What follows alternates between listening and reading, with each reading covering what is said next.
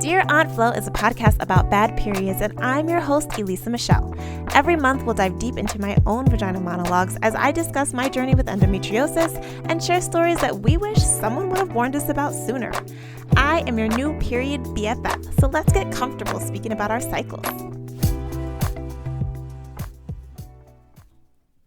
Hello, and welcome back to another episode of Dear Aunt Flo. We're still a little behind on getting these out, but that's because big things are happening. Okay, I got plans, I got big dreams, and I'm also welcoming rest as a form of resistance. So just bear with me, but we will get back on track. I'm only a week behind, so I think that is pretty good, considering everything else that's going on. So anyway, today that I'm recording, not the day that this will come out, but the day that I'm recording is the first day of summer. So welcome to summer. I like hello June, hello summer solstice, hello warmth, hello heat, hello sun. Californians, we are out of May gray and June gloom. Okay, the sun has arrived. She has come in all of her glory, and I'm so excited to have her. I welcome her with open arms. It is my favorite season. Okay, because I know I won't be cold and I hate being cold. So I hate being cold more than I hate being hot. So I will take summer over winter, spring over fall every time. Well, California falls are actually really nice. So either way, I will take summer over winter every time. Fight me about it. I know y'all like y'all cozy whatever winter wonderlands, but no, tropical beach me every single time. But yeah, so with that also comes with wanting to be outside. Okay, we want to be outside. It is time to get our beach on, get our park on, get our explorations on, fun. Okay, summer is a time for fun. It's a time to be outside. I can't have a hot girl summer because I'm married, but I can still be a hot girl in the summer. Okay, so I enjoy the summertime, and with all of that comes with a level of freedom that some of us uterus havers don't get to experience fully because we miss out on trips because your period decided to pick the exact day and time to arrive. When you were supposed to do the thing that you've been planning for months. And I mean months. You had it down to the T, and your period said, "Oh nah. We here. We coming today." Or you're out with friends, you're having a good old time, you eat something, and then your stomach says, "No, we didn't like that." And now your body wants to let the world know that you ate something wrong. Or you planned a sexy date night with the boo, okay? And flare up said, hold my wine. Hold my wine. Yeah, so you know how it all goes. So we're going to talk about self-confidence in this episode, and that's self-confidence on your period and self-confidence in general, because a lot of things are happening with our bodies, and there are times when we just don't feel one with ourselves. We don't feel one with our body, and this is the only body you got. Your body is a temple. Your body is yours, and the experiences that we as uterus havers experience don't always align with what we actually want to be able to do. So yeah, let's talk about self-confidence. What is it? Where's she at? Because I'll be seeing her sometimes.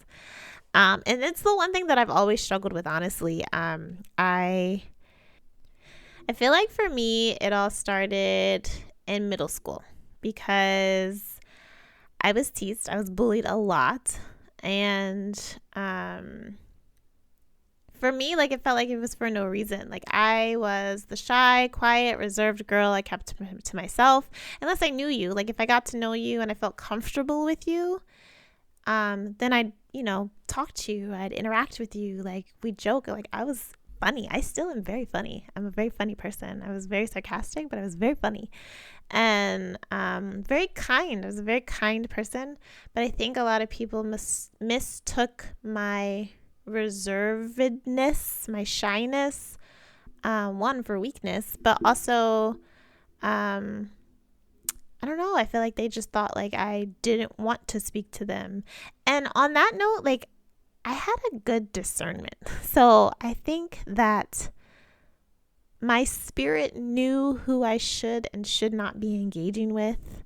And I couldn't override that at some times. But either way, the perk to being a shy, quiet girl, too, is I overheard everything. So that discernment kicked in when it's like, oh, if like I hear someone speaking about me in a way that they don't normally do to my face, then I'm going to be like, oh, all right, I don't need to speak to this person no more. And that's just, isn't it an Aquarius thing, too? Like, if you wrong us, we kind of just be like, oh, all right, I'm out. And that's that. Like, you don't exist anymore, and I'm sorry. But I think it's an Aquarius thing. Y'all let me know if it's an Aquarius thing or if it's just a me thing. But either way, I was bullied a lot in middle school, and my self-confidence level like went down drastically. I think like elementary school, like, you're living your best life. Like, there's no cares in the world. Like, everybody's friends.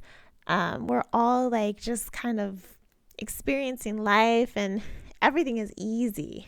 And you get to middle school, and there's just like a hodgepodge of different people, and immediately cliques start forming, and territories start forming, and ideas start forming, and you find yourself in these situations and pockets where everyone has an opinion, and if your opinion doesn't align with the majority, you're out.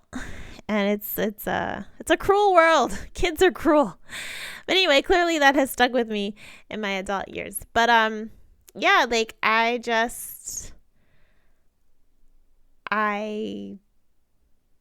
lost any confidence that I had through my middle school and high school years. And it's hard enough also being a girl in this world, but then like throw in like you're bleeding for weeks on end. You're labeled as a bitch because you have an attitude, because your hormones are fluctuating all over the place. And there's just a lot of factors that go into being a woman and being on your period, or not being on your period and being made fun of for that. Like, you don't have yours yet? What? Or, like, just silly little things. But in my adult years, it's just been interesting. Like, I stepped in to my own, and I grew a confidence that I didn't know I could possibly have. And like, obviously I attribute that to God, but also like, I finally found, one, my people, and also just this sense of self that I think that I needed to have as an adolescent. But when you're young, you're not thinking like that. You're thinking like what everyone else is thinking, and that overrides whatever you're taught about yourself, or whatever things have been instilled in you from maybe your parents or your grandparents or good friends that you had around you. So as an adult, I grew into that finally, and I was like, I found myself. I know who I am. I'm confident in this. I think like just having that sense of self propelled me forward, like propelled me moving forward. And then life was like, no, wait, hold on a second. I have something else for you. Let's see how you handle that. And I was given this uterus of mine that decided one day that it just didn't want to do the things that it used to do and wanted to do its own thing and find its own level of confidence, I guess. So, yeah, it was just, it's hard enough being a woman in this world and then throw that on top. And then it's like, how can I go out to eat with friends or be intimate with my partner or like schedule vacations or time away from the comfort of my own home or even the comfort of my own toilet? Because we all know, like, you're bleeding, you have gas, you're bloated, you're uncomfortable at any given time. And when you're not in your comfort level, like your apartment or your home or, your trusty, dusty bathroom, yeah, you get a little anxious, you get a little embarrassed, you feel like you can't do certain things. And for me, it was a constant battle of planning my life around my cycle and all the other days in between, because how on earth could I function like without embarrassing myself in public? And I'm not saying that I have all the answers yet, but I do recognize a few steps that I'm taking now to ensure that my mental health is in check, that my confidence level is in check, and hopefully I can share some things with you that may help you if you're feeling the same way. And if you're not, then kudos to you and shout out to you and hook us up with some confidence skills, because it is hard out here. And I know that it takes a toll when you have these flare-ups and these situations with your uterus, bad experiences with doctors and hospitals and medications and supplements and all these different things. So let's get into some confidence tools that you can use and take with you on a daily basis, that might help you to feel empowered and feel in your womanhood again, and remind your uterus that you are in charge, okay? Not her. You got it. This your body. Anyway, let's get into it. So first and foremost, affirmations. And I'm going to say it again, and I'm going to say it again, and I'm going to say it again. Affirmations. Okay, I do my best to plug this life hack all of the time, but speaking life into yourself is top tier confidence building. Top tier. You guys know I end all of these podcast episodes with an affirmation. Well, all the full episodes anyway, not these bonus ones, but all the full episodes end in an affirmation. Especially after telling stories of the trauma that is my period. So it's only right that I encourage you to start practicing this daily. Make it a habit. It works wonders for your mood. Okay, it is a mood booster to speak life into yourself, speak love into yourself, speak light into yourself, but speak kindly to yourself on a daily basis. I cannot stress this enough. It has to be daily. It has to be consistent. You have to make a habit of it. 10 out of 10, highly recommend. Affirmations. Secondly, take care of your body. Okay, so I do my best to move my body daily, whether that's working out in the morning or practicing yoga to relax. Like, you have to do what works best for your mood or the time of month, the cycle season that you're in, because the cycle is 28 days and there are levels to it. So you have to figure out what season that you're in to be able to know how to move your body, whether it's weightlifting season or yoga season. Okay, so you got to know, you got to listen, but you got to move your body. So over the past few years, I've also made a lot of diet changes. And I still haven't figured out like the exact foods that my body can tolerate without embarrassing me in public. But I definitely know what to avoid. And one thing that I love is juicing. It's been consistent. It's been a big part of my monthly routine. My body loves it every single time. So yeah, have fun with trying out new recipes and ingredients. Learn something new. But yeah, take care of your body. Take care of what you're ingesting. Take care of what you're like working out and moving. Be intentional with your body. I don't know how else to say that. And thirdly and lastly, live your life. Okay? Listen, you got to step out sometimes. You got to get dressed up, put on makeup, or if you're like me and you don't wear makeup, like I don't even own makeup other than lipstick. Put on a good lippy, okay? You got the lip bar with Boss Lady. Every time. She hits every single time, okay? So yeah, step out. Schedule a photo shoot. I recently just did this, actually. A friend of mine, she was offering photo shoots for the women in her life who have helped propel her forward and supported her business because she's closing her business, and she just wanted to give back in some way. And so I did a photo shoot, and wow, like I knew it's what I needed to remind myself of who I am, the badass boss that I am. But like, wow, like she really intentionally just poured into us and made us feel like, I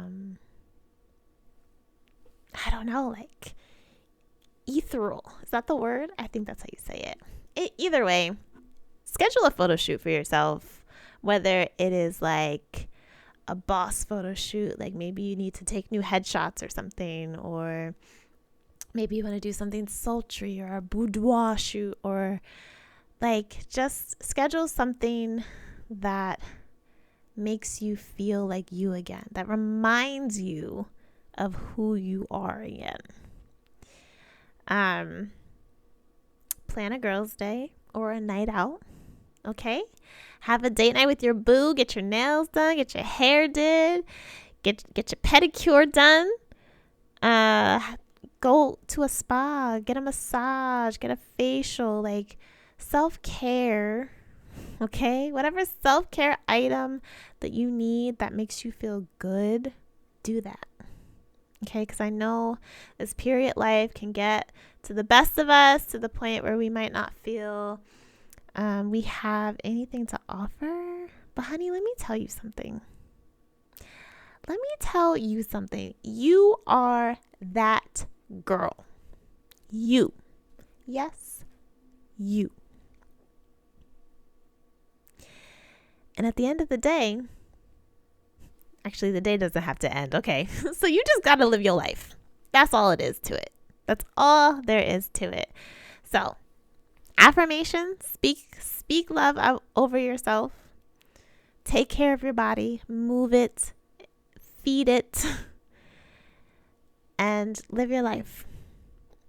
Okay, remind yourself of who you are, whether that's something that you need to do to go out or to get dolled up or whatever. But like, don't let your uterus hold you back. Don't let your uterus take away your confidence. Don't let your uterus take over your life, because it can easily. It could easily just take it over and say, you know what? I'm here now, and that's where I'm going to stay, and you just got to live with it. And no, I don't. Okay, I just need to remind myself on a daily basis that I am worthy of good things, and I am beautiful, and I am strong. Just love on yourself, okay? So, yeah, take stock of how you're speaking to, caring for, and living in your body. Pour into yourself, love yourself, because you are the only you that there is.